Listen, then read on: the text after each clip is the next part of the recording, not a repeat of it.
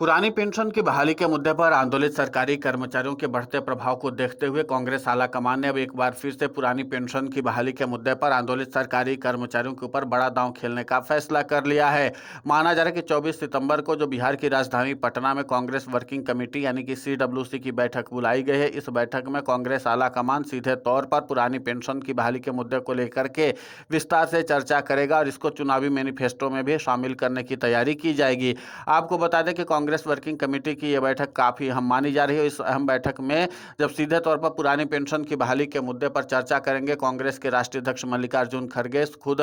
सोनिया गांधी, इसके अलावा प्रियंका गांधी वाड्रा भी रहेंगी और इसी के साथ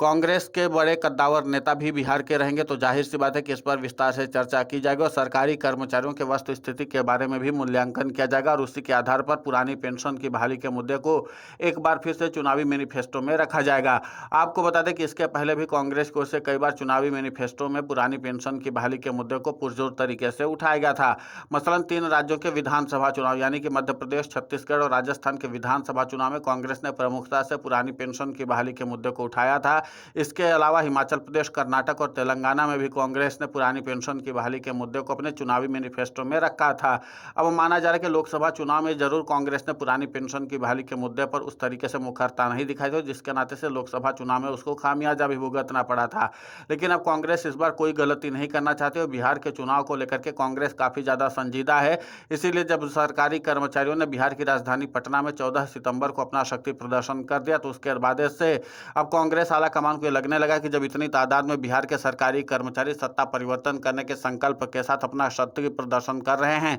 तो जाहिर सी बात है कि हम इन सरकारी कर्मचारियों को अपने साथ क्यों न जोड़ लें। तो माना जा रहा है कि जैसे पहले राहुल गांधी ने, फिर उसके बाद तेजस्वी यादव ने पुरानी पेंशन की बहाली को लेकर के अपना वादा किया था कि अगर उनकी सरकार बनेगी तो बिहार में पुरानी पेंशन बहाली की जाएगी। तो उसी के लिहाज से कांग्रेस की वर्किंग कमेटी में भी पुरानी पेंशन की बहाली के मुद्दे पर विस्तार से चर्चा होने की तैयारी तेज हो गई है। वहीं कांग्रेस के सूत्रों से मिली जानकारी के अनुसार माना जा रहा है कि इस बारे में मूल्यांकन करने की जिम्मेदारी सीधे तौर पर पप्पू यादव को दी गई है। पप्पू यादव पूर्णिया से सांसद हैं और सरकारी कर्मचारियों के काफी करीबी माने जाते हैं। कई बार पप्पू यादव ने बिहार के सरकारी कर्मचारियों के मुद्दों को लेकर के पुरजोर तरीके से चर्चा की थी और इसके बाद पुरानी पेंशन की बहाली के मुद्दे को लेकर के भी पप्पू यादव भले ही मुखर न रहे, लेकिन माना जा रहा है कि सरकारी कर्मचारी जो बिहार के वो सबसे ज्यादा पप्पू यादव पर भरोसा करते हैं और उनको सरकारी कर्मचारियों के वस्तु स्थिति के बारे में काफी कुछ पता है। इसलिए माना जा रहा है जब कांग्रेस की वर्किंग कमेटी की बैठक बुलाई जाएगी तो भले ही कांग्रेस के आधिकारिक तौर पर नेता पप्पू यादव ना हो, पप्पू यादव से जरूरी सुझाव कांग्रेस के कद्दावर नेता जरूर लेंगे। खासकर राहुल गांधी और प्रियंका गांधी वाड्रा जरूर बात करेंगे।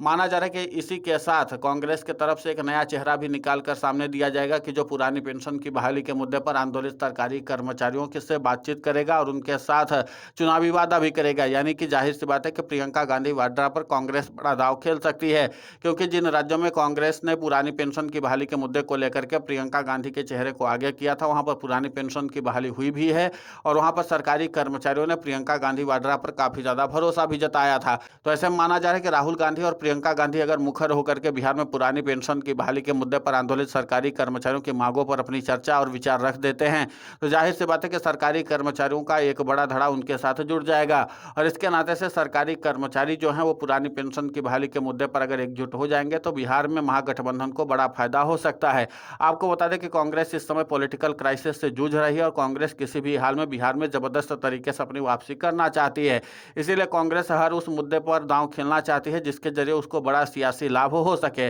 और ऐसे में सरकारी कर्मचारियों का एक मुश्त वोट बैंक जो है वो कांग्रेस के लिए संजीवनी साबित हो सकता है। यानी कि जो अभी कांग्रेस बैकफुट पर है बिहार में वो सीधे तौर पर फ्रंट फुट पर आ सकती है अगर सरकारी कर्मचारी उसको साथ देते हैं। तो जाहिर सी बात है कि इस बार ज्यादातर सीटें जो बटेंगी वो आरजेडी और कांग्रेस के बीच में ही बटेंगे। उसके बाद जो बाकी की सीटें बचेंगी वो अन्य छोटे दलों को दी जाएंगी। उसमें कई छोटे मोटे दल होंगे जिनको छोटी मोटी सीटें देकर के मामला निपटा दिया जाएगा। यानी कि मुख्य चेहरे के तौर पर कांग्रेस और आरजेडी होंगे और इसके नाते से राहुल गांधी अभी से पुरानी पेंशन की बहाली के मुद्दे पर आंदोलित सरकारी कर्मचारियों को साधने की कवायद में जुटे हुए हैं। अब कांग्रेस की वर्किंग कमेटी की बैठक में कितना ज्यादा चर्चा पुरानी पेंशन की बहाली के मुद्दे पर हो सकती है ये बात तो देखने लायक होगी, लेकिन इतना तय माना जा रहा है कि कांग्रेस इस बार पुरानी पेंशन की बहाली के मुद्दे को लेकर के काफी ज्यादा संजीदा है और इस मामले को गंभीरता से समझ भी रही। देखना यह होगा कि जिस तरीके से पुरानी पेंशन की बहाली के मुद्दे पर आंदोलित सरकारी कर्मचारियों का इम्पैक्ट इस बार बिहार के विधानसभा चुनाव में देखने को मिल रहा है और इन्हीं सरकारी कर्मचारियों ने बिहार के विधानसभा चुनाव में